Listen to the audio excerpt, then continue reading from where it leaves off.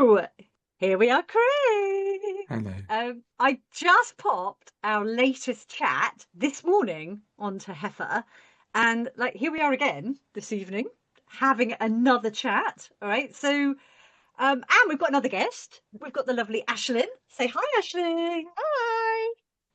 You notice they never come back, Craig.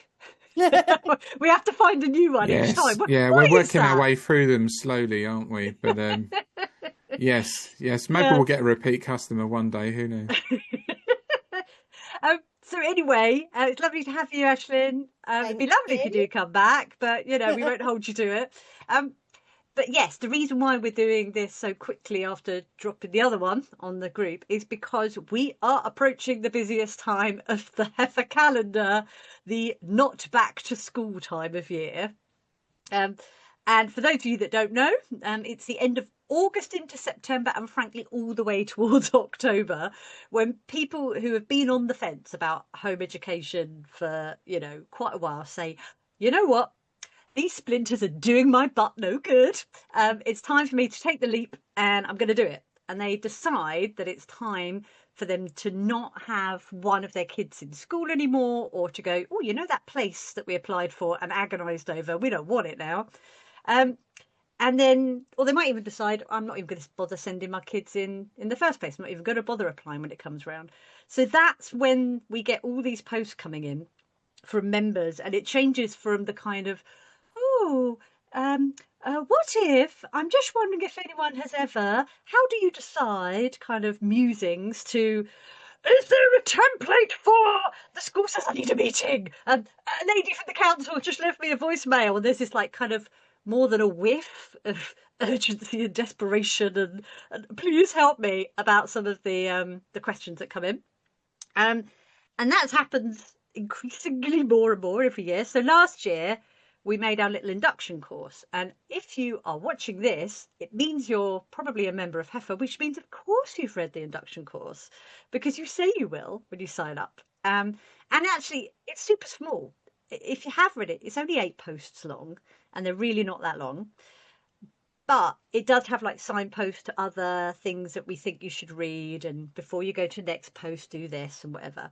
And it covers everything from how to make the most out of HEFA membership, right the way through to, how do you make the decision to home educate, how do I deregister, how do I respond to the school, all that kind of stuff, right?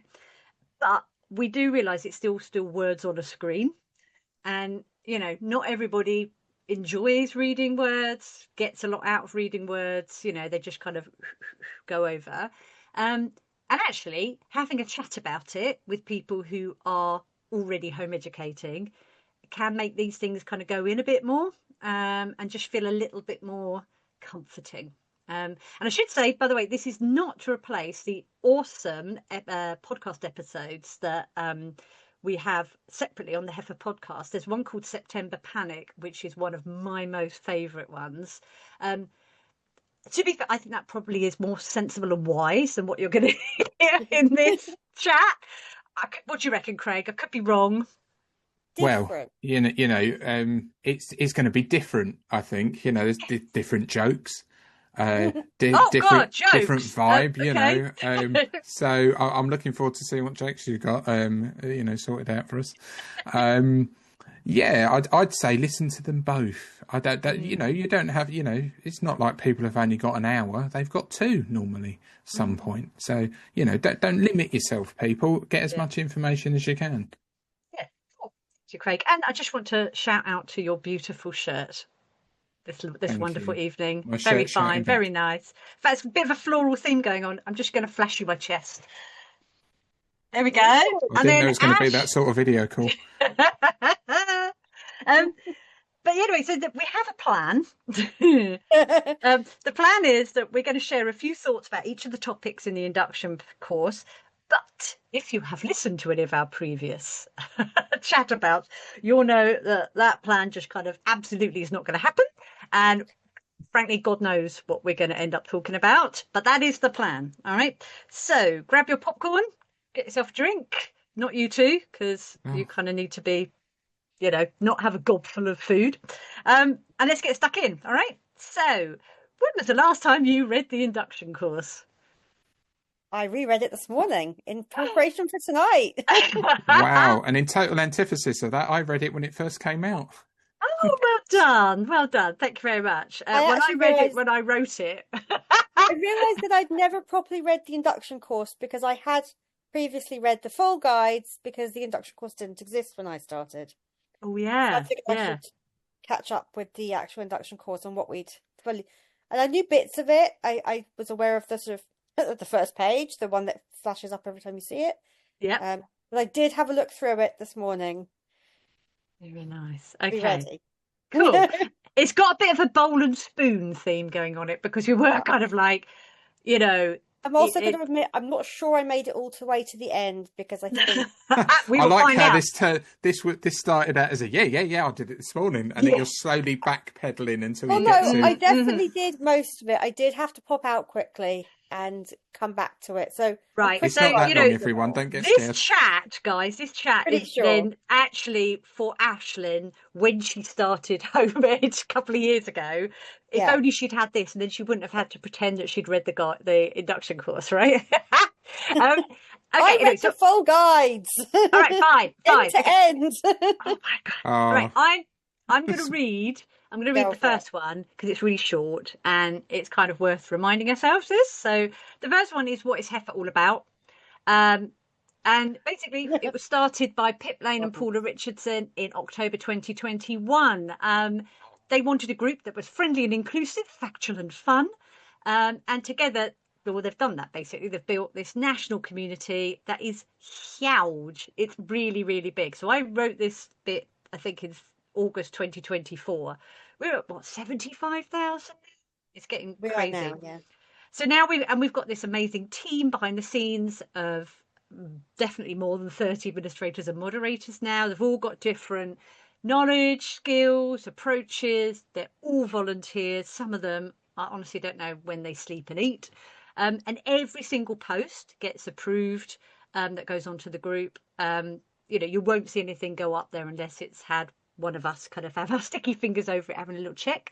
And every single one is also responded to by one of the admins, so that you have at least one answer before you hear what everybody in the world thinks. So one thing I think it's important to know is that we will get to you if you post, but you kind of also need to be a bit patient because we might be thinking between us, actually that's a bit gnarly. I think we want to get someone who really knows their stuff on this, so you get the right advice. So just be a bit patient. I would say that we're increasingly try very hard to be what we call HEFA kind, for this space to be somewhere that is like a nice place.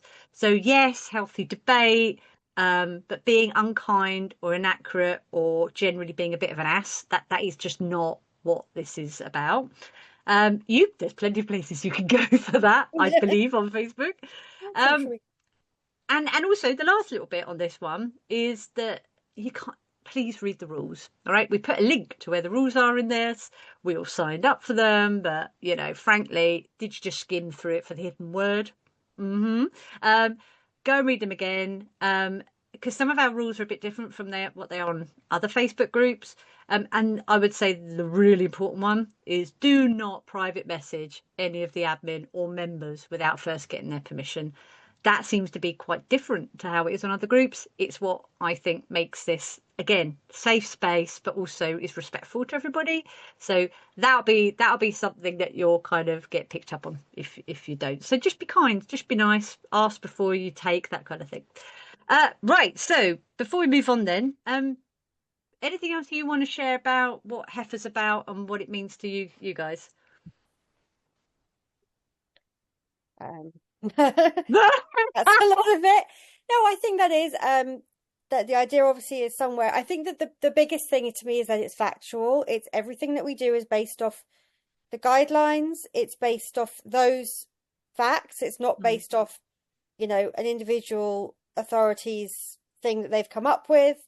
And so there is obviously we're all our own people and we all have opinions, but that the underlying information about the accuracy of the information that you'll get in terms of dealing with the school, with the local authority, what the actual, what you have to provide, you don't have to provide, what you need to do is all based on that. So it's not a personal opinion thing. It's not sort of which is one of the things that I think we cover when we sort of say that we all check things first and that everything goes on with approval, is that it has to meet an amount of accuracy. That it's not a free for all on just opinions. And behind the scenes, we'll check with each other.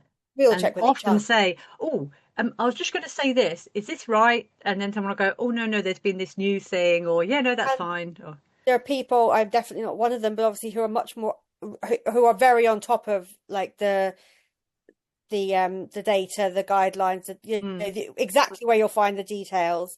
And so there is that element, I think, which I think can be quite different to a lot of other groups, where it's not just based on everybody's opinion. There is an amount of the facts have to, and there are lots of things that we share on the group that are an opinion, and there are things we can do differently and how people want to work, but those things are always based off those central guidelines and what you have to do in terms of those. I completely agree. Craig, got anything to add? Wow, I don't think there's much to add. I just my that was a lot, wasn't it? But my like that was the very thorough introduction to what HEFA is. I think it's a great resource because of the reasons that have been stated. And I think just to reinforce the fact that there's a lot of expertise behind the scenes in different areas as well, and so it very much will be, like you said, if something in particular comes up that's to do with a certain topic or touches a few different topics that are quite in depth, it might wait until someone with the expertise is available to kind of approve that or is tagged in it to then give you a good answer. So it's not like just have a go to get them off of the waiting list of posts. It's a considered approach to support, which I think is great.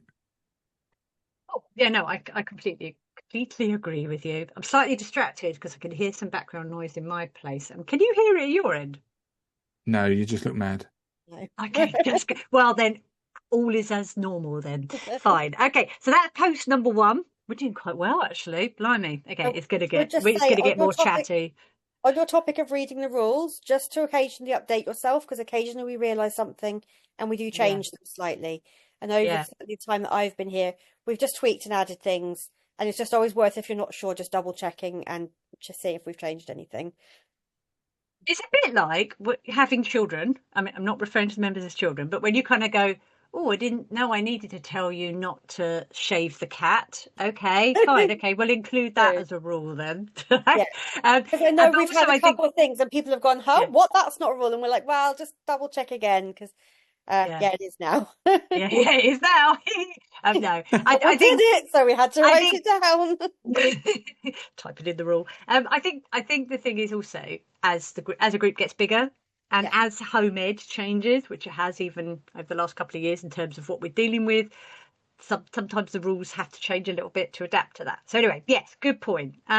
Okay, post number 2 is finding all the HEFA resources. All right, I will admit, it took me quite a long time to find them all when I was first trucking out. In fact, the one I struggled to find for ages was this whole, just message the HEFA info page. I hadn't got a clue what that was. So come to that in a minute. But number 2 is finding all the HEFA resources. There is a hell of a lot, and that's amazing. And the search box is your friend, I would say, for that. But also it can be really, really overwhelming too. So it's actually kind of, there's so much on there. We're always having to find new ways of channeling in, and that's what this chat about is. That's another one of those. But just to pick out a few, right? So we have the featured posts or admin announcements. We write a lot of posts ourselves where we're kind of like, actually there's quite a few questions on this, let's just do a post to sum it all up, or kind of like, hear this. Those will be at the top of the group, and they'll be the stuff that we really need you to see. So keep an eye on that, because some of that might be stuff like, this is the time of year where you need to do this, or like stuff like the child benefit, or it's time for exam results. What do you do next if you're home ed, or that kind of thing. The guides, oh my God. Um, Favorite you saying. won't have been here long before you hear people just banging on about the guides. If you've actually read the guides, you'll know why we bang on about them so much, because there's just so much in there. Um, Recently been uh, tidied up. So it's been tidied up. Yeah. So how's it been tidied up? how's it been tidied up? Yeah. How? What do you mean? There was a lot of extra comments and stuff where people had been tagged, people had been Mm. commented on things, so it should flow a bit more evenly. You don't have to scroll through all of that, hopefully, to get to what you're looking for. And so it should be a bit easier. And there are also now some more accessible versions of the guides that Yes. Steve, Yeah. That's uh, another thing. Yeah. And that's the the other thing. Every time well, one someone of the says, other Cheryls yeah, go has on. sorted out for you. Mm. So I think, Well, that's it. Sorry, I was going to say, but the other thing is, like, if people say to us, I'm struggling with this, we'll try and find a way around it. So, yeah, let us know what we can do to help. And then, yeah, that was wonderful that the other Cheryl, one of the many one of amazing them. Cheryls that we have. We seem to Um, collect Cheryls, yeah. yeah, another They were Cheryl. very good. They were very good. So Um, there is an accessible version that should work for visually impaired, yeah, for screen readers, and there is a PDF version which can be printed and used yeah. like that. And there is the regular set that are Facebook dependent, where it says guides, and should be easier to get through now that all the comments have been removed. Awesome. Thanks for that. There's also the podcasts, and our lovely Craig is featured in the Homemade Dads series and our question time series, where we thought perhaps we'd get through one question in 5 minutes, and we ended up doing maybe one question in a whole episode. It was, but anyway, so yeah, there's loads, and I used to listen to the one I was doing the washing up. It was just something I could do and get that information while I was doing something else. The search function, and then we put the links to the EHE guidance for the 4 countries on this post, because yes, we've got loads of stuff on our website, our Facebook group, our podcast. These are the real things you ought to be reading if you don't read anything else. So we've got links for that. What would you say you refer people to most on HEFA, Craig? Blimey. Well, when I'm around, I do. I've been known to refer to the guides. I think the one that I've quoted the most is the guides about formalizing life learning. That's always my favorite. One of the posting guides, 5 or 6. I can't remember what one What does it that is. mean, formalizing life learning? Oh, I don't know. No, I do really. So it's when people say, they've not, the very classic, they've not been doing anything. Is that really? They've just been laying still, staring at the ceiling. Because then, yes, I agree. But otherwise, formalizing life learning means looking at the things they're doing in everyday life that you might not consider traditional learning, but is then formalizing that into language that describes it as formal learning. Things like going to the shops and getting shopping being to do with literacy and maths and all of those sort of things, and all those social interactions, or DIY or baking, that sort of stuff. Yeah, and I think that's really helpful for people that aren't even necessarily looking for that at that point. Is just to have a look at that, to get their mindset in a different gear, because a lot of the time, I'm very passionate that a lot of the time home ed is in a different gear to school, and it works better for the people that I know and for my child when it is in a different gear. So Yeah. And I think we often refer people to that when they're saying, oh, I've got nothing to write, when the LA is asking for something. But also, forget them. You're really doing this for your children. And it's about you kind of being able to go, actually, you know what? This is going really well for them. They are learning some really amazing stuff here. Once I get my head out of the school mind, I It's really can good for a see some confidence awesome boost, even if stuff. you're not, even if you're not Yeah, writing, as you said, to just go and have a read of it and then go, oh, mm, actually, they are doing all of this stuff. yeah, I yeah, didn't really realise, yeah. And I Cool. found it quite a useful place to point people who want to be able to do it. They aren't quite there yet. Mm, They haven't quite got themselves out of the worksheets. You know, that their children aren't wanting to do. Like, obviously, some children, that's fine, that's what they want. But I think I've definitely pointed people towards that when they've said, like, this isn't quite working, but we really don't know where else to go. Like, Mm, what do I do? Because how will they be learning anything? And you're like, well, there is lots, and you just have to start to see it that way. yeah. So I think that is a really important one that we point a lot of people to. And I find I point a lot of people to it as well. Um, Obviously, we sometimes have people have had difficulty with the local authority and have come back to us to ask. Mm, And a lot of the time, actually, what they're missing is including that information about what their children are doing, apart mm, from if they're sitting down and doing something that's, mm. very traditional learning with a book. Yeah, And you kind of go, well, go look at this. And, I think the example in it is learning to crochet and like how that and describe obviously the description of it. But people go, oh yeah, these things my kid does do. Like they really enjoy building. I mean, building comes up a lot, lots of DIY. My kids like mm. have seen grandpa build, houses and sheds, and they know how to put cars back together. And there was one I had a couple of weeks ago, and they're like, well, he takes all like the motorbikes apart, and I was like, there's loads in that. Like they must be Yeah, so much. Uh, so I think that really helps people to be like, oh, this is something we can start to feel like maybe we understand a bit better. yeah. No, And it I find the stuff I'm most pleased to be able to refer people to are some of the amazing posts we've had from admin's own experience, where they've got that little bit of step back and reflect on their journey. And then they can just go, and my gift to you is to tell you about my story. So I am thinking of the Jules feels Rose burnout posts. She's got a special little burnout corner.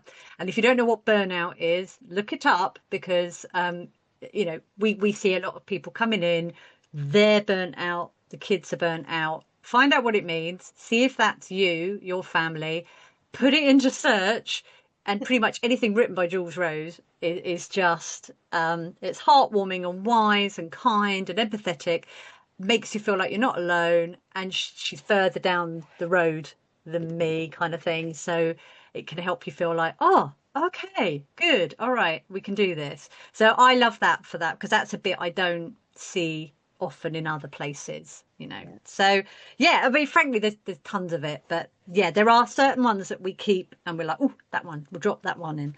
All right, there's also all right, of course we always refer people to the posts we wrote ourselves. I don't think that's because they're amazing. It's because they're really easy to find on Facebook. I can find the ones that I did because they're in my little What did I list. write? But there's one that I did, which is I often pull together other people's posts into one place. And one was a thread about things that we wish someone had told us on day one of home ed. So there's a lot of that kind of stuff, and people always put that in. I think it's called Groundhog Day or something. But anyway, for you guys, what is the thing that was news to you about home ed? Like, what was the kind of like, oh my God, I didn't know you had to do that, or you didn't have to do that, or I wish I'd known that from the beginning because that would have made my life a bit easier. Is there any of that for you? There's not masses of that for me because I'm a complete over prepper, so nothing came as a shock because I already knew the kind of laws Mm. and different ways that I wanted to approach it. I didn't know it would be so easy to get my wife on board with the idea. Was the main shock. I thought she'd be a bit more resistant, and she wasn't, which was lovely. So You'd prepared for that, hadn't you? You'd got, right, if I she had, says yeah, this yeah, yeah. argument, I I have always these prepare for the strategies. worst. Yeah. But your journey was like you were an always home eder as Mm, well. So there wasn't the kind of shifting tracks no. sort of thing. And I guess you had more time to chew over it. Yeah, I suppose so. It depends, doesn't it? Because I think everyone's got the same amount of time. Um, if they are considering it, you don't have to then just immediately jump into it. If your child is currently at school and you're considering it, Well, I guess we'll do come to there is a little group yeah. of, well, increasingly larger group of people that will come to later who are like, oh my God, suddenly I need to home ed. Oh my God, what the hell do we Mm. do? I didn't even know what this was a thing. Um, what about, is there anything you would go back and tell yourself? Um, well done me for doing all my prep. Um, take more snacks. Take my Yeah, that comes up a lot. Food does You'll come up. always need more food. No matter, I still do it. No matter the amount of food you take, it's almost always not enough. never enough. So That would be my biggest piece of advice. No matter what you yeah, think, like it is, just budget for snacks. You Yeah. don't need yeah, to spend money on workbooks. You don't need to get like No. tutors. You don't need to do doing things, but make sure your cupboard is really full because Yeah. my God, do they eat? Yeah, don't home ed on an empty stomach. That is like you're just asking for I think trouble. that was That's probably like one of my biggest shocks. Although my son was quite well known at school for like disappearing off for a snack when he felt like it anyway. Um, I don't think that mine. I think a bit like Craig. We my kids were at school, and the idea I had initially planned it before we'd even found the school that we decided to go with. We had thought about home ed. My husband wasn't quite as on board, but was quite willing once it became an obvious thing that we were going to have to look at to mm, try and understand it. But I think I'd researched enough that there wasn't a lot that came as a shock in terms of, like you said, Craig, that in terms of like the laws, the guidelines, like I had mm, researched all that so much. The biggest thing for me was how much of a difference it made to him coming out of school. And I'd had this real, like, in the weeks before when we've been like, okay, we're going to take him out. This is what we're going to do. Thinking, oh my God, like he's just so he was struggling with it so much in some ways that it was obviously coming out at home, and I was like, mm, it's gonna be all the time, like he's there all the time, and then like how am I gonna manage this, and how am I gonna help him, like not. And then we took that away and we just were like, okay, and literally overnight, like he finished school at what was the end of term, and the not going back was then like having a different child. And mm. You hear that a lot from people, don't you? I don't Yeah. I know I've read quite recently a few people going, we've taken them out, my kids have suddenly almost got worse. And I think it's the same thing. I think it's just like an ability to do that, isn't it? To like Mm, have that break. You go, oh, we've stopped. And I think for some kids they just go blah, mm, everything comes out all in one go. And I think we were really lucky in some ways, but for him it was just such a thing lifted that it became really enjoyable to spend that time together, and mm-hmm. much less. And he still, I think it still took a long time to find that kind of flow of wanting to, where we wanted to go and wanting to go out and doing things and like all those things. But it definitely was so different when we took that away. And I Mm, also think I spoke to a friend about it, whose children are still in school, and she's like, "Oh, I could never do that because like he gets home and he's just so it's all so much all the time." And I was like, "Well, have you ever considered that maybe that's why?" Like for some kids, I think it is, and there are kids who can manage, they can go to school and that's fine, and it's all very manageable and it's fine. And then for some of them, you're like, actually, this is really, really hard and it takes an awful lot out of you. And, we're just expecting so much. But so I think mm. that was the biggest shock for me was how much it just quite quickly showed that we were doing the right thing. Oh, that's really nice. Um, yeah, I think I'm a bit like Craig actually. I research stuff and we three weren't doing it. preppers on here. Yeah. Yeah, well, no, I 7 months. do. I love the first thing. I love a good book about something. I'll research it. I want to know. I want to know what I need to know. That kind of stuff. I think probably the usual thing about spending money on stuff. I tell you what. I think also. was was learning that my vision of what my home ed would be like if I was allowed to be home educated as a kid What your kids is think. not what he needs or wants, right? And then that took me a little That's very while true. to Not a reconcile bonnet myself inside. with that one. Yeah. Oh, what? Not Is a this a bonnet wholesome inside. dig? Cheryl, there'll be Well, murder. yeah. Cheryl's home education would have been pure murder mysteries. It would all be based off Agatha Christie. Well, actually, we do have Merdle, which is a really good thing for learning logic. Yeah. It's like a logic puzzle thing, but it's based around murder. Oh, kids love it. I've seen your it's in your picture. Your Oh, yes. put Yeah. it inside you in the picture. Yeah. So yeah, anyway, so yeah, I think that's kind of really like true. fairly, yeah. Of looking at what you would want and what it Mm. would be if it was you being home educated Yeah. versus actually what That's difficult. Yeah. what they want. And actually, and this is sorry, not but obviously I've got two now that are at home, and having two kids who would do things quite differently. They both want to do things. They don't always want to do the same things. They like some of the same things, but would do them in very different ways.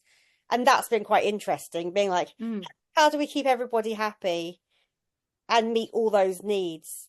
But yeah, I think the biggest thing for me was like just how quickly we went, yeah, what a difference. This is yeah. good. One of the questions, because I did ask the other admin, like I said, oh, we're doing one of our chats, and they're like, oh, well, if you run out of things to talk about, no, well, it was like, you know, another thing that we probably ought to mention is that there are other reasons why people might decide to register or home ed, because the point is we are still on track. This is about post number 3, which is about weighing up whether or not to home ed, what you need to do to prepare and think about it, and basically there is like loads of different reasons why people home educate. But actually, there was a really cool thing that somebody said was, is my child currently in receipt of a suitable education if I leave them in school? I thought that's a question that if somebody asked me that, I'd be like, oh, because the same questions are asked of us as home educators. Is it suitable? Is it efficient? Is it appropriate? Does it match their abilities and their aptitudes? I'm like, actually, do I ask the same thing of school? If I did, what would the answer be? So it's very interesting. And so for some people, they have made that judgment and gone, hell no. And so they're making that choice. But sometimes that happens really quickly.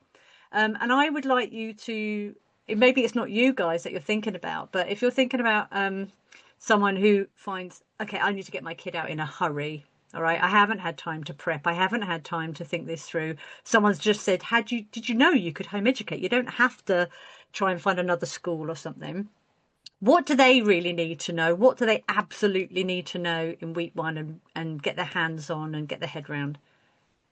I would personally say that one of the biggest, apart from, are we talking legalities, a lot of how to deregister, aside from knowing how to do that, and knowing the very basics of, you've got to give your child a suitable and full-time education. I would say one of the main things, especially for someone that's had to do it in a real hurry, that implies something's gone either drastically wrong or reached a point of crisis, that might have been building up, but as nonetheless reached that point. I stress to people that I know that do this and say you do not have to do the same thing in the same way as you do at school, because I think, like you touched on this earlier, Cheryl, that where people have come out and then things can go downhill. I think sometimes that's because they're trying to do exactly the same thing as they would do at school. Sit down, do this. There's a topic here. Let's go through this book, or let's do this website. And I think, especially if you're in a crisis point, that's just not going to really, for most children, be accessible. And so I would say, in a very long-winded way to say, is that you don't have to do things the same way as school. If that's not how, I always say, if that's not how your child learns, because I don't mind learning in a school kind of way, because that's the way I like to learn. But a lot of children don't, and I think it would be very early on and as you know your child really well, that like as in terms of their learning style and wants to know if that's the way that they need to go. And I think if they've had a crisis at school or have hated school, then it's really not going to. You're not going to have a great start if you just try and jump into this is exactly what we're doing at school. It's not to say just stop everything, because obviously that's not legal, but to do it in a way that looks very different from school, at least at the start. You can always go back to it afterwards, unless they are explicitly requesting that, although sometimes I do think that's because that's all that they know and that's what they're comfortable with. So again, I think that formalising life learning one. Yeah, I should have just said that. For you, the parent, let them just chill for a bit. Let your kid, go and play with your Lego, because go and play with your Lego or your plasticine, or read a book, or go and play that game on, get a load of screen time if that's what you need. Go for it, mate. I'm now going to read. How, to what extent like people learn generally. Just learn as much as you can quickly about other types of learning, so that you can then be a little bit more, kind of like, oh, you could do this or we could do that. So we started home ed after the summer holidays, which was awesome because we just didn't really stop. So our home ed was like our holidays. So I realised our summer holidays are quite, you'd be amazed at this, Craig, quite wholesome and nerdy. I realised that. I was like, but that was one of those things that actually I was like, oh, are we doing this okay? Because this feels like when we're on holiday and we go to the poo museum, and we go to the fossil hunting, and we go and do this, and we'll go to the library, and we'll go. It's like, oh no, that is actually home ed. It's just that we've done that because that's just what we like. Quite curious people. We like getting out and about, and we enjoy that stuff. And quite often it's free, and we're not kind of sitting around on a beach type people. So, to start it at the end of the summer holidays, guys, don't. If you're thinking about it, I would suggest maybe just carry on with your summer holiday vibe, and see what it's like being on summer holidays when there's no other children around. It's amazing. Go to these lovely places and see how much more interesting and how much more you get out of it when there aren't tons of other children around, and it will blow your mind actually. And your kid, we took my son. Yes, exactly. We took my son to where is it? The Millennium Seed Bank, right? It's Kew, but it's at Wakehurst in West Sussex, right? And I was thinking, if this was a school trip, it would be horrible, because there would be 60 children all like noise, and it's all indoors, and some of the children would get a lot out of it. Some of the children would be like, that was quite good, and some of the children would hate it. And actually, to go there and you're the only child, or there's two children, and you can spend it as long as you like, and we got so much out of that. And we went and had a cup of tea and a bit of cake, and then we went home, and we got a lot out of not a lot of time spent somewhere, because it was just us. So anyway, I suppose my thing would be to endorse what you said. Get your confidence that it's okay to not do anything that looks like school, and that's probably the very best thing you could do for your kid for a while. But reassure yourself that there are all these lovely educational opportunities that don't look like what you thought education necessarily was, that feel fun and relaxing and therapeutic. And I have got a post, I might add it actually to the induction course, called Therapeutic Home Education. And it was like how to home educate, being mindful of being therapeutic at the same time, so that you're also getting both those needs met of like, I think they're going to be learning, and they're also getting a bit of restoration happening as well. So yeah, cool. Ash, what about you? I mean, I would say some more of the same. I think like recognizing learning, but not. I think the thing that I kind of thought, I was having a small disagreement with somebody who didn't like the fact that we were home educating. And so I started saying to them, as an adult, how would you didn't stop learning when you went to finish school. And I started pointing it out that way, and saying, these are the things you've done, and these, so why is it different for them? And I think it also helped me to pick up like why we think of things as things I suppose the expectations of how we teach them and how they should learn and what they should learn has really helped. I feel like that was the side of the how they learn was to change what I felt. There's all these things that I suppose from being at school, you feel are the things you have to learn. And I was like, well, actually, if your kids aren't interested in those, I mean, my kids aren't particularly interested at the moment in the Tudors or the Victorians, but they're really interested in other sort of areas of things. So go with that. And that, I'm sure the Tudors will come up. We live in literally, it's called the Tudor estate, but those things will get built in. But because we did them at school, they're not like necessarily life skills that you're going to suffer to not have. And that, like I said, the Tudors will be built in. I have a good friend that's her specialist PhD. But I think that was for me as well, was looking at like, what do we really need to be doing? What do I really feel that however we cover it, I mean, we don't do any formal work. That's not how my kids work. It's not how I work. But what are the things I feel that we need to be looking at what that we get and what things are great if you're interested in them, not great. My kids they both love to game. They're both learning to code. I can't even work out how to reboot the internet. So like there's a big difference in our interests as well. But actually one of the other things was just realizing like that it's okay to sit down and play Mario Kart for a while with them and like be together and talk to them about those things. And that's because you kind of had this thing about we're not doing anything. And I was like, well, actually we are. I mean, we're spending time together. We're doing that. I now get very patronizingly told that I'm actually getting quite good at this, which is great. Right, you're on. Next time you come over, we'll get the Wii out. Okay. But for Mario Kart, the next thing was like, well, can we go visit these cities? I've seen them on Mario Kart, so could we go to Berlin? Could we go to Paris? Oh my God.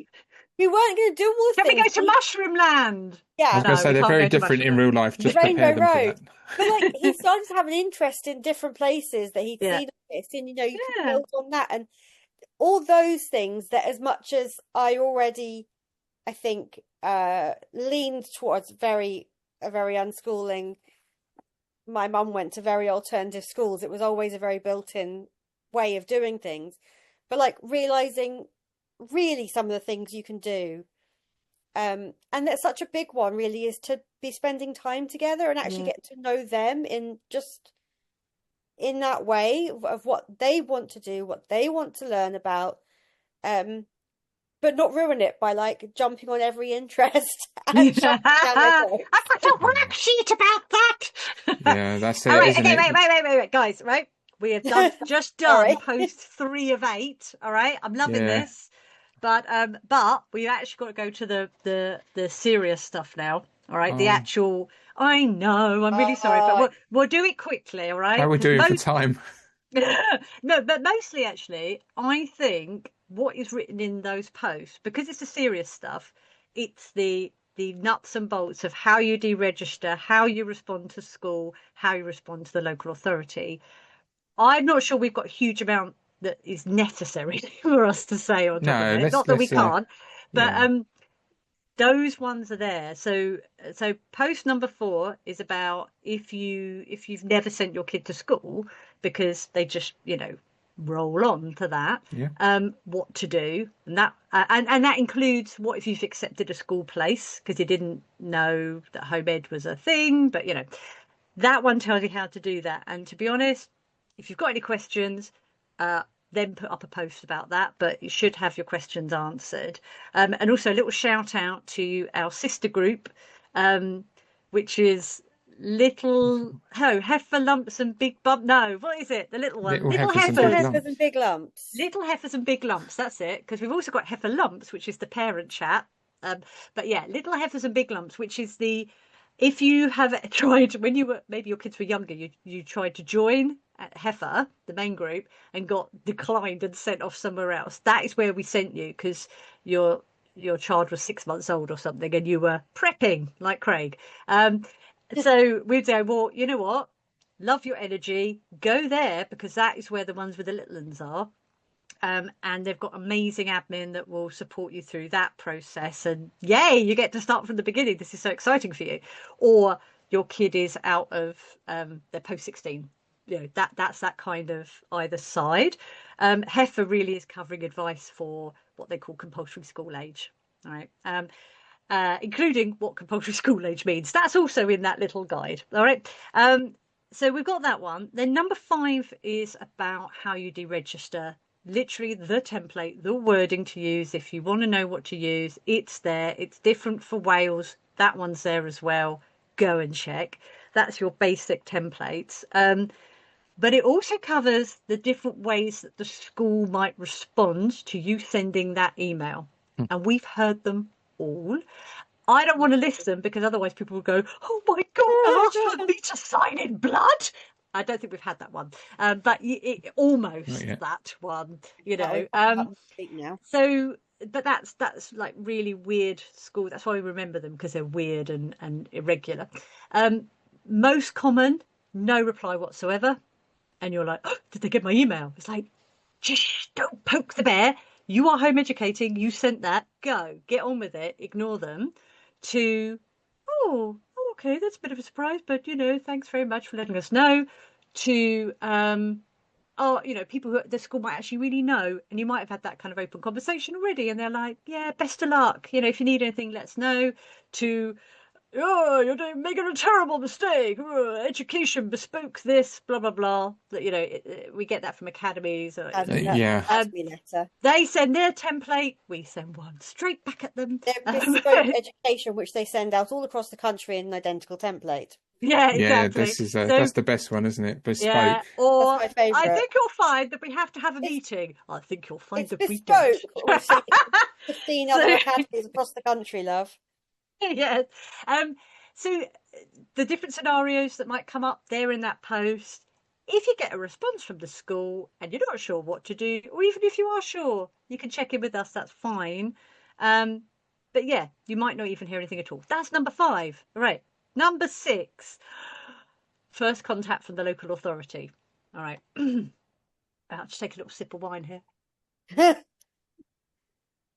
Okay, right. So read number 6 the day you deregister, right? If you haven't read it before then, read post number 6, because some local authorities, it kind of goes like this. You send your email to the school goes, aha, one of those. We know what to do with this. And then they email the local authority. The local authority goes, aha, I know what to do with this. And they will email you the same day and say, I hear that you are home educating. Here is our form that we want you to fill out. And blah, blah, blah, blah. We'll come and visit you on such and such a day. And you go, I've literally just sent that email and suddenly I've got the prospect of someone coming around to my house. Or you might hear nothing, or anywhere in between, right? Number 6, read it, be prepared. I think it's even got a little tip about writing something on a post-it note that you have near your phone or in your pocket or by the door. So if any cheeky monkey tries to contact you in a way that you would not like, you've just got this little thing of, I'm sorry, I can't take your phone call at the moment. Please, could you email me? Hang up. That kind of thing. All right. What advice do you tend to give people when they're being contacted? Like, what do you tend to tell them, apart from read this bit? Ooh, Keep it all in writing. Yeah. There we go. That's all we need to say. Why do we tend to advise keep it all in writing? Well, depending on your local authority, of which there are extremes. Hilariously, the extremes are next to each other geographically. Because if you have it in writing, it's there. It's there what you said, it's there what they said, it's there. You can keep it specifically to what they're entitled to. You don't need to give anything else. You won't feel pressured on the spot to give something that you don't need to, that you maybe shouldn't, to overshare anything.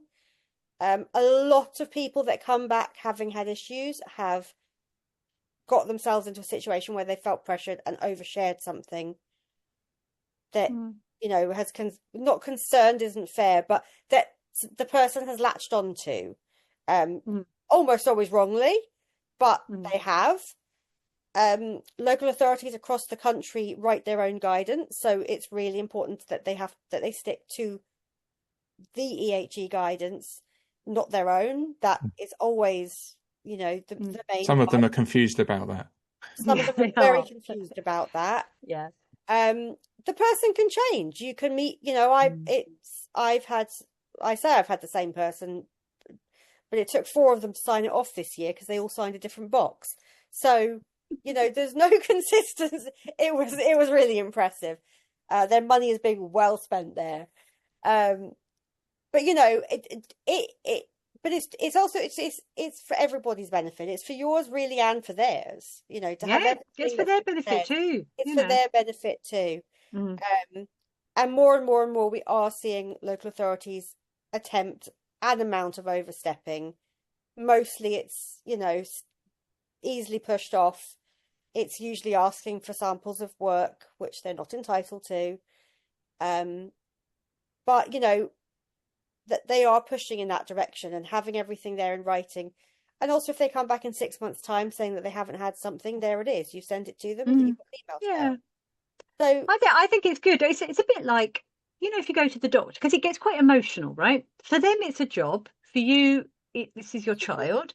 Yeah. And even if you're like, you know, we are wise, well-prepared people who can advocate for ourselves and all that kind of stuff. I still keep stuff in writing. I keep it in writing with people I love, you know, let alone people I don't know. But, you know, if you go to the doctor and it's like people say, well, you know what, maybe take your questions on a bit of paper, write down what they say. The reason for that is because your memory is not going to help be your friend. And then you can go, oh, hang on, they said this and I said that. Oh, I want to check that out. Or I don't think they told me this, or, you know, but that's what I told them. And it's useful for you to, this isn't about scaremongering. It really isn't. But it's like, why wouldn't you do yourself the favour of helping yourself out like this? When I did it as well, so my local authority, the very first contact I had after we deregistered was about 4 months after we deregistered. And it was a woman who repeatedly tried to call me, and I had answered the phone and I said to her, I want it all in writing. Please, you have my email address. Please email it to me. And she immediately, well, first of all, it turned out she didn't have my email address written down. She'd written it down wrong. So obviously that's not on me. But anyway, when we got it straightened out, and she called back and she said, I'm very sorry, I don't seem to have the correct email address. It's sending it back. And I gave it to her again. And she then repeatedly told me that her colleague had been trying to email me. Now, I have no email. I had checked my junk. I've checked so I was really like, well, I can show you that you don't. You know, you're saying that you've emailed me. You're telling me that somebody else has emailed me. So you're bringing in another person. Like, it just became a lot of moving parts. And I'm repeatedly saying to you, I'm showing you everything I've got and you're not able to send me. So I think for me, being able to go, look, you know, show it to me then was a really big, was really useful. And then also to be able to just say, this is what I want to tell you. I can write it down. I can think about it. I can decide if any of this isn't something I feel comfortable telling you, something that's none of your business, you know, that's relevant. And there it is. And that's your piece. And I don't feel that I need to, and you guys know, I mean, I do talk. So it's easy, but it's easy to get caught up in that. And I think it's easy to feel that somebody, especially if they're being pleasant and friendly, is more of, you know, you will share more. And that's not their job. Their job isn't to be your friend. It's not to like validate you. It is to see that you are not their business. That your child that's it. They're ticking you off the list. It's like, not one of my concerns. It's the classic, you know, they're here to support, isn't it? People think that, or sometimes people say, oh, they're really helpful, and it's like, well, That's Nice. really luck of the draw. You know, we're in an area where the local authority, are pretty decent, and they do try and put things on for the community. They put on an art show, an art exhibit for the home ed kids at a local library. They had to pay the library for and stuff. So they do try and do nice things for the community. I still advise people to keep everything in writing with them, just because of the reasons that we've said, but I think you can get lulled, can't you, into thinking that they are there to help, or that, well, that's people's kind of assumption. I think, coming into it blind, that they'll give me help, and I'll just tell them how awful things are, and that will just land you in trouble, because it's not their job to be helpful. At the end of the day, it's their job to, as we've said, find people who aren't providing that suitable education. So yeah, I mean, their duty really is to your children. They don't really care. They shouldn't be caring about you, because their duty is to identify which children are not receiving a suitable education, because every child has the right to an education. Is this child being provided with it? Yes, right. So that's not my concern. Now I'll move on to the children that aren't receiving it. Yeah. Yeah, but how, on that note, the other thing is that they are not there as safeguarding for your children. So they don't have the right to come into your house, to question your parenting, to look at anything that you're doing. Their focus is education and nothing else. I think that, especially because I think a lot of the local authorities have people who work in various parts of, who double up essentially for jobs. But I think that's another misconception that we see, that somehow they have a safeguarding duty to your children, and that when they say, well, we need to see them or we need to hear from them, that's accurate, and it's not, because that is not within their job. And I think that is something that, like, almost it scares people when you start talking about safeguarding children. People get quite scared of authority figures and figure that you need to do what they say, and that isn't part of their job, and they shouldn't be telling you. Fortunately, we have a lot of admin who are not scared by authority. In fact, we really aren't, are we? Hold me back. Right. Okay. But I think that's a really important definition, that their job is to your child, to make sure that your child is in receipt of that education. Yeah. But it is not within their scope to be trying to claim safeguarding, to want to come into your house to see your child, to eat your cakes, any of the other above. Like, those are overstepping, but not to be afraid of them. They are people doing a job, and I know their name is local authority, but they don't have that over you.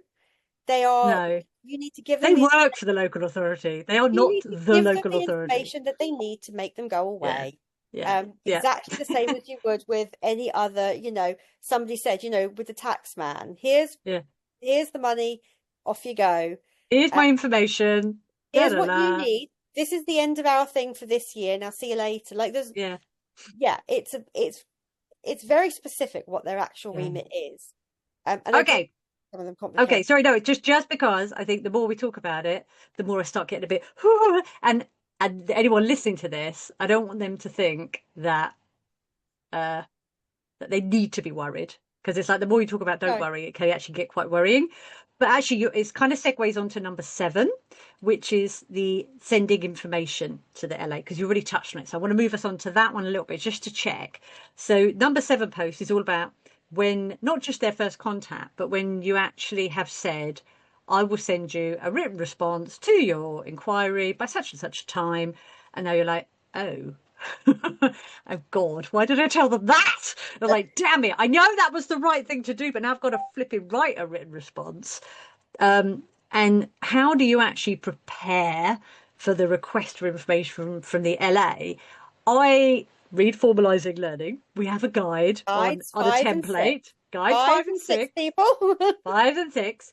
And there's a lot of advice in that. There's a lot of advice if you're struggling. There's a lot of advice. What advice could you give people who are starting home ed from the beginning that would help them when they get to that point of, like, like when you have to apply for a job and they go, can you give an example of when you did? And it's like, no, my cupboard is bare. I cannot think of a single one. My head and then a friend says to you, you completely single-handedly sailed across the Atlantic Ocean in a bucket. You're like, oh yeah, I forgot about that. Yeah. Yeah, I could have put that down. So how do you kind of prepare yourself from day one? Do you just trust your memory? What do you do? A little bit. I started with, so they well, I kind of got a bit lucky in that they contacted me about 4 months after about 4 months after we'd left school. And just as we were about to go on holiday, so I was like, well, this is gonna, Awesome. fill some gaps. And I said that to them, actually. That's a good point. They said, can you send us a report by this date? And I just wrote back to them and said, I'm really sorry. We're going on holiday. We won't be back. I will send you it by, I gave them, added on a couple of weeks. And they said, yep, that's lovely. Thank you. So if you're ever worried about that you have a holiday or whatever, just say to them, that's, most of them, I think, will understand that. So it was a bit of that. I then also went back through photos of things we'd done. And the other thing I found really useful, speaking of guides, is I did pull up the guides, guides 5 and 6, and I looked through all the suggestions of things that count, all the literacy, all the numeracy, the life learning things, and tried to think and thought of things that I've just made bullet points basically of anything that I thought came under that. I'm not going to give examples of all of this because I have like hundreds, but just when, in the last 4 months we've done this and we've been to this place, and I don't go through the photographs and go, oh yeah, I forgot about that. But I just went through some of those suggestions, some of the bullet points that were in the guides, and made notes on those. And obviously when you come up with one thing, I was like, well, there was something that came up under literacy, and when you start to pull it apart, it's also literacy, and it was also history, and it was also covered, so you could start talking about all the different things in it. I just made a big bullet point list and then sat down with it and kind of went, okay, turn some of this into paragraphs. Explain what we did, where did we go? Why was he interested in this? What did we do? And that made a big difference, I think, being able to just go put lots of it down. But again, so if I'm just thinking about the strategies you used, you've got nudges. So like the prompts in the guides may help you go, oh yeah, to that. And also you had your photos, which was a kind of a record that I'm rubbish at keeping notes. I was like, I'm totally going to keep notes on where we went. Same. Same. I tried to put it in a document with pictures, and it went great for a month. And then I just couldn't. I forgot, and then I tried other things. I did the classic home ed. I had like a nice. Did you buy a journal? No, I'm not that. No, but I just found like a nice notebook. Nice pens. I'm going to keep notes. I'm going to have. Yeah, none of that happened. I don't know where the notebook is. I don't know. I think I found the pen under the sofa earlier. So I just went back to the photos, and I was like, I'm also a bit rubbish about taking photos, but just places we've been, there usually is something that shows we've been somewhere. Or hilariously, if I got really stuck, sometimes I look through my emails at places we've booked and bookings. Yeah. But just so like prompt myself about things we've done. And then because once I'm looking at something and going, oh, here's a picture of us at the Tower of London. Then I'm like, oh yeah, I remember a bit we talked about this. This was something that he really enjoyed. This was so that kind of came back. But certainly how about sorry, go on. For the very first one, having that list of prompts which is in the guides, which talks about all the different things that are literacy and numeracy that you might not think of. That just helped go, oh yeah, like we have covered that. Yeah, well, there are two posts because there are some nice links to great posts that different admin have written in this induction course. And there's one about, let's talk about literacy, and there's another one, let's talk about numeracy. So if you need a help with that, there's also those posts that we link to, and they really help me think it through. Craig, anything different from your perspective, or are you a photo person? A photo person. I can't. I tried, and I just can't do anything else. It's impossible. We save, anything she does, like written stuff that she does almost, we don't make her do any of that. It's just what she wants to do. So we save all of that. But I don't think we go through it, to be honest. So it is just looking at photos if we want to, write down what she's done. What I've heard of other people doing, which I think is a really good idea, and because I'm so not organised with it, I just haven't done it myself, is set up a completely private Facebook page or something similar and just add to that pictures and a little line about like if they've done a visit or a particularly fun activity. And that, I think that sort of thing's good for people that haven't got the memory or ability to recall it, which I appreciate not everyone has. And okay, I'm going to tell you how I do my one, because this is weird. You would be amazed to know. So I know I don't take pictures, almost never take pictures. I don't make notes. I've got nothing going on there at all. What happens, what has happened is I've done two things. Number one, I've written I've written a written response for my kid without being asked to do one, because I just kind of want them to have a record of like, hey, look, you've had an awesome year. It's been an amazing 6 months. Let's look at that. And then 6 months later, I was able to look at that one and go, bloody hell, things have moved on. Wow, But to write those, literally, I will be in the shower and I'll suddenly go, oh my God, I can write it. And I have this like, oh, this past year, Toby has demonstrated that. And it's like, I don't know where it comes from. Or I'll be weeding in the garden. I go, oh my God, I've come up with a structure. It's about his ambition and his self-discipline, and I'll hook it all around that. And then I'll go, oh yeah, I better stick a bit of numeracy and literacy in. It kind of, but what I'm trying to say is I kind of think about the child, and I think about where were they 6 months ago, and I try and picture them 6 months ago and how they were, what was concerning them, what they were finding difficult, that kind of thing. And then I think, where are you now, lovely? What's the difference? Spot the difference. And it's like, oh my God, you're so much more confident than you used to be. Or, you don't give up when this happens. And, you're really self-disciplined in here. And you used to be, this was your favorite game, and now it's this one. And then what are you learning through that? So I just kind of like compare the two. And one of the things I think doing a combination of the two is really good. So I probably need a few more photos to remind me to fill the gaps. But what can happen is people say, we did this, we did this, we did this. And it's like, I don't care. What has the change been in your child in terms of their knowledge and their skills and what did they learn? And that can be quite a head wreck for some people. It's like, well, it's obvious. We went to the library and we went to the museum. And it's like, they could have just been picking their nose through the whole thing and went, la, la, la, not really paying any attention.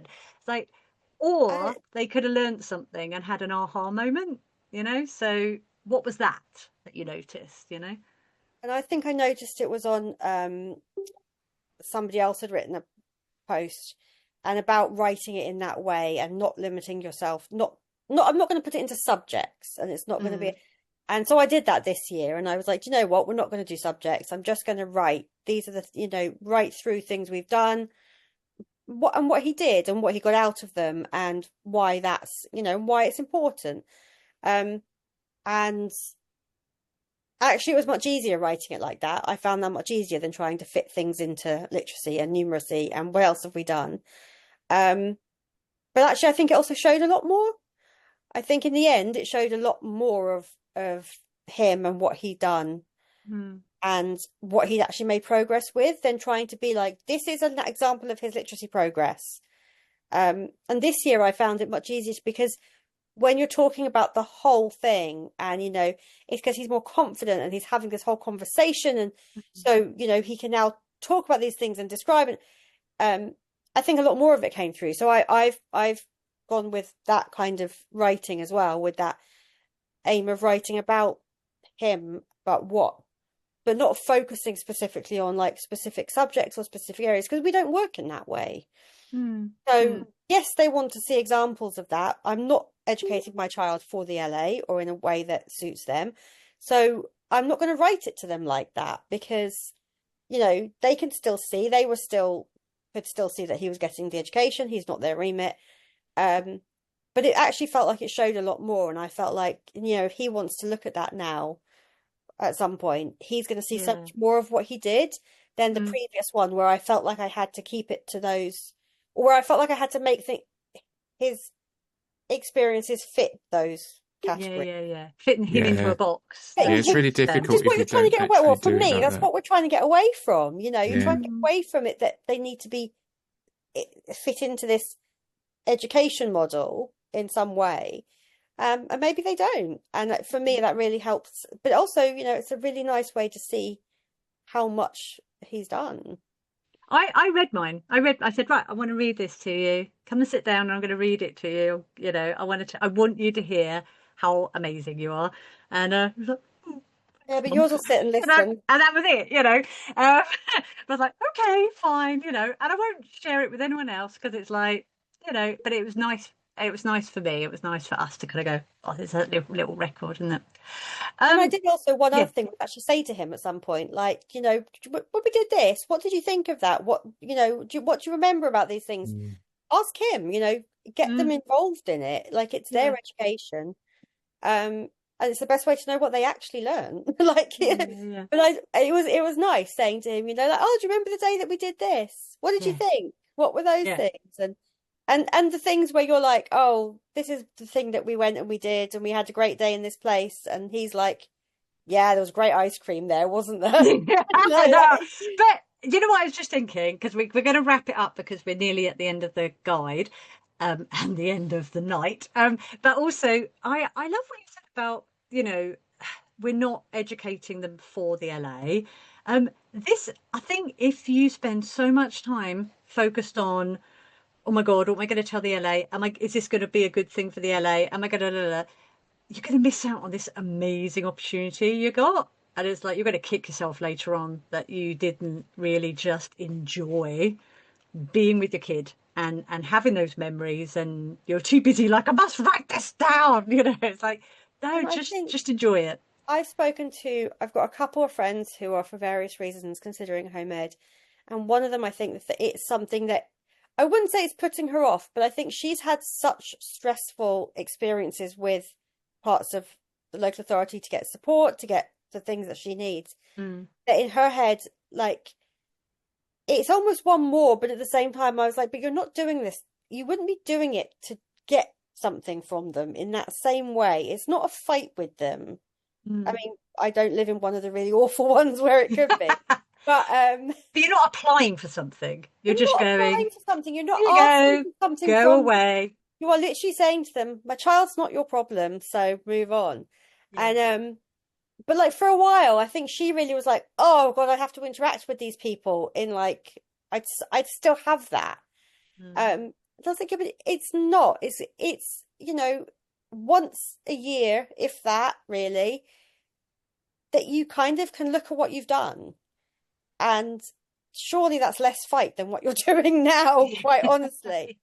But I think like you can look at it in a kind of a more positive, I mean, the first time I did kind of sit down and think, oh God, I've got to sit down and like, well, partly it is my memory as well. It's partly sitting down and going, I've got to remember all this stuff and like what.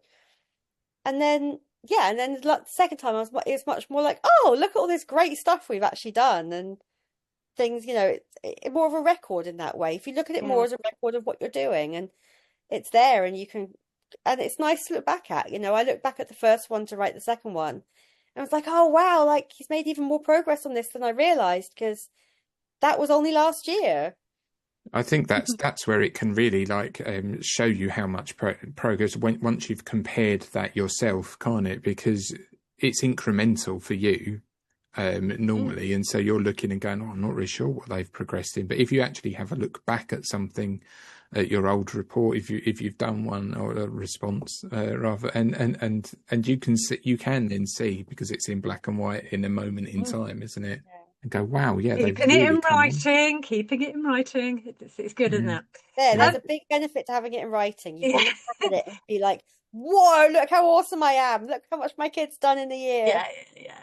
So number 8, our last post in the induction course is basically how to ask for help from HEFA. So like we throw a lot of this information out there. It's like, look at this buffet, help yourself, feed yourself, But actually, post number 8 is all about, you still got a question or you're struggling with something, you need help. Like, so how to get advice and support from us. So number one is check what's on HEFA already before you post. So it's like, seriously, the number of times someone says, has anyone ever? And we're like, oh my God, like 50 people have ever. Get their advice. No, but get their advice. Get their advice, because 50 people have asked it. And also they got a load of replies. Like, there's this whole back catalogue of stuff. Get those and then go, haha. Okay, no, the question I've got is slightly different. I'm going to ask it. So do that.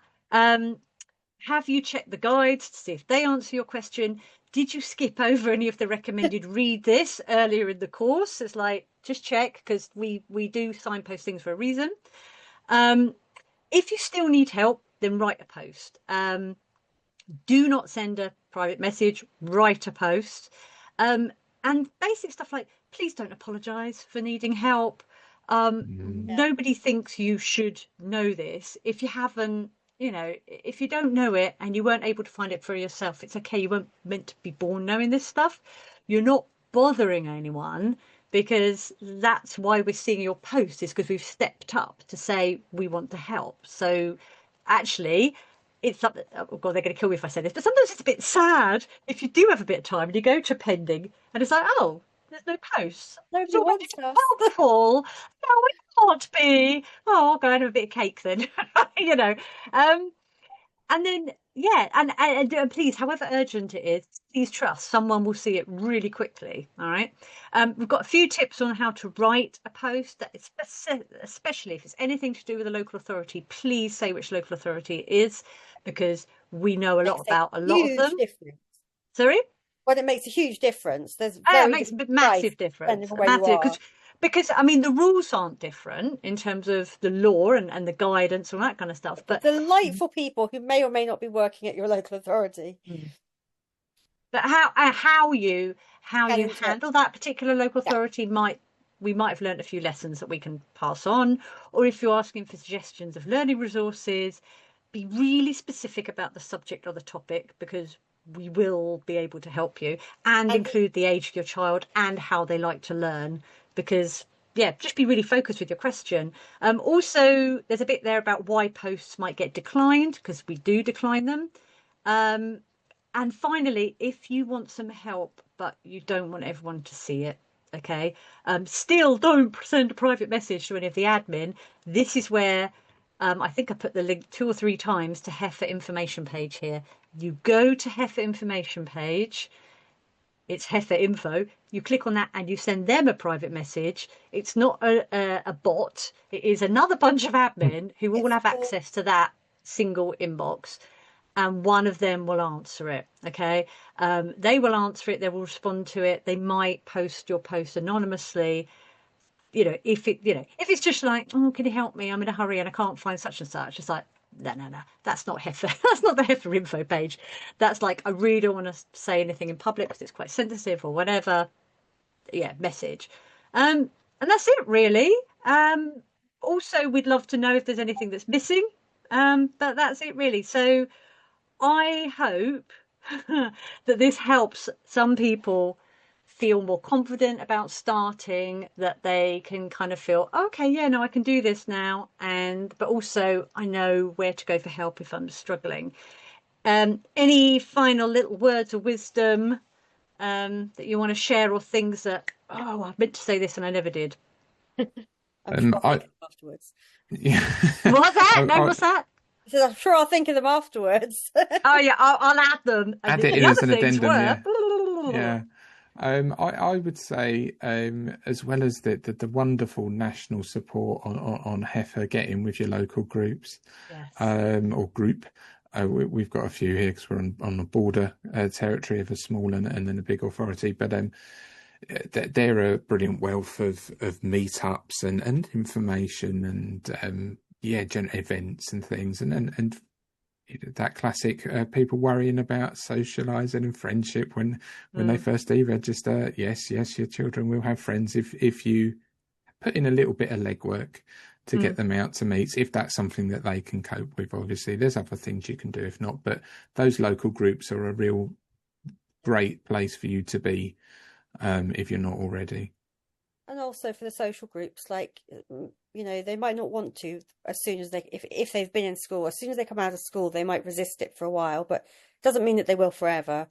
And like, just give it some time. I think there's a lot of things, if you've come from a position where you've been in school, your children are burnt out or very stressed, very traumatized. It won't be necessarily an immediate fix for everything. I mean, we did notice a difference very quickly, but there was also a lot of stuff that took us a long time to get into the swing of doing. Social groups being one of them. And now it's great. Now, like, there's definitely stuff. It's still there. It's still there, but it's not a race, and you don't need to like find everything the day that you deregister. You don't need to, have this all planned out, which groups you're going to go to, what you're going to do. It's okay for it to take your time, find, and you might have to try a few. Like, we've tried different things, found different people, and like, we're starting to find the people that we really, really actually want to spend time with, that we'll go back to things, the activities that they love. And that's fine. It takes a while, but it is all there, and it's fine if it doesn't all fall into place in week one. And if things, I think, sorry, can I just add as well, because I've seen this locally as well, that and some new people have been really great in doing this, is that if something's not there, so like there can be established groups going on that are really welcoming to new people, but might feel quite daunting or overwhelming for especially the children, but also the adults. I know how I felt when I first started. I was like, oh my goodness, I don't want to hang around with people I don't know. But and they're some of the best friends I've ever had now. But don't be afraid to set something up yourself and say, look, we're new, we're going to be at the park, come along and say hello. And you'll likely, if it's a busy area, get a few people coming, and that might be a smaller, easier to manage way of doing that. Don't be afraid to put yourself out there is something else I'd say. And I've done similar, but with asking round, if we've been out at various places, just saying, would they be willing to have a homemade meetup there? Our local pottery cafe said they would absolutely love to host what they do for in the summer, and I said, would you consider doing that during the week when it's quiet during school time for a bunch of home ed kids who don't want to come to the busy classes? And she was like, yeah, it's extra business for them. She was totally, really enthusiastic about it. So it's always worth checking with places like that. And we've discovered so many places, that do have home ed days or home ed groups, or, it is definitely there if you look for it. But, if it doesn't fall into place that week or that month, just give it time and keep looking and keep trying different things, and you'll find something. Oh, I kind of want to go back and start again now. Like, not this evening, because that would just do my head in. I mean, go back and do home ed again, like from the beginning, because it's like, it was kind of fun, finding all this stuff out. So cool. Well, thank you very much, Ashlyn. Yeah. Thank you, Craig. All the time, That's it, right, okay, one for you. Yeah. I was jealous there. I'll give you a little push. There you go. This has been great. Thank you. Apologies that it hasn't been quite as chaotic and silly as we normally are. We will try and be more chaotic and silly next time we're on a slight less important, serious. I was going to say we need to get a more frivolous or more bountiful topic. Don't worry. We had to go out this time. Yeah, we'll do that next time. But thank you very much, guys.